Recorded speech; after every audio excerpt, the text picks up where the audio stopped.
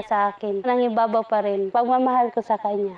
At para patunayan na totoo ang naramdaman niya para kay Roland, si Jennifer mula Cebu bumiyahe Palanao del Norte. Kahit anong gawin mong taboy sa akin, kahit sabihin mo pa na babalik na ako sa Cebu, hindi ko yung gagawin. Dito na ko na-feel na yamang hugasan, yang atimanon, dito na ko nga, ako man siyang himo-himo ag binaangan niya. Tinuod na jud yang gibati sa kuha. Mo to nakaana ko, dito na ko nahigmata. Kalit tagtulo akong luha ba nga, naaramday babae nga nakadawat dugay na anta na ilan ako anong wala jud nako siya na gibati og paghigugma din ba dito na ko nagbasol nako ato.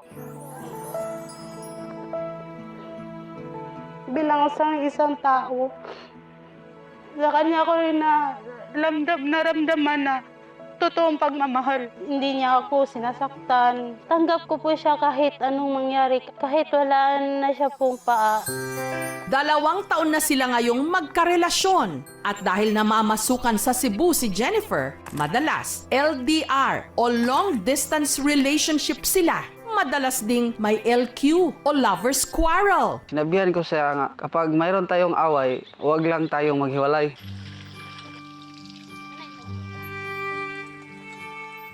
Gayunman, sinisiguro ni Jennifer na regular na mabisita sa Mindanao si Roland para kanyang mapagsilbihan. Dahon ng bayabas, dahon po ng agabon po at saka dahon ng agunoy po yan. Napakuluan ko ito, pagkatapos makulo, ilalagay ko po siya sa timba. Dili siya manghubag, o dili sad siya mukuan sa baho. Hindi po ako napapagod kasi siya po ang lakas ko. Wala po akong hinihingi ng kapalit galing sa kanya, siya lang. At para sa kanilang kinabukasan, nagnegosyo sila ng maliit na babuyan. Ako rin siya pangutana nga, panangilitan mo og mga anak ka, dili nakakatrabaho. Unsa kaya atong ibuhi sa atong anak niya? May nagsasabi rin sa akin na bakit ako daw ang habol-habol sa lalaki. Sinagot ko rin sa kanila, hindi naman yung puso nyo ang nagmamahal eh. Puso ko naman. At nito lang Disyembre, si Roland nag-propose na ng kasal kay Jennifer. Itong singsing, kahit mura lang po ito, pero yung pagmamahal ko, hindi po mabili. Ang halaga ng singsing, parang wala po yun sa akin. Ang importante lang po, masuot lang namin dalawa.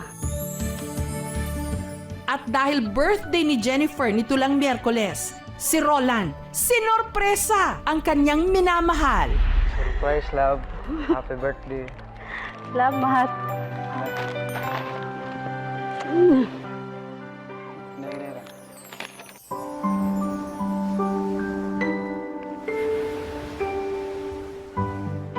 Labo jud ko mag-expect na yun, ani. Salamat jud kaayo. Love you so much. Salamat po sa imong mga pagdasig. Sobra po kong nagpapasalamat sa imo. Love you, love. I love you too. Hanggang sa tanda namin, dalawa. Kamatayan lang ang maghihiwalay sa aming dalawa. Gusto ko pa rin lumaban para sa kanya kasi napadama niya sa akin na kahit ganito po yung kalagayan ko, tanggap niya po ako.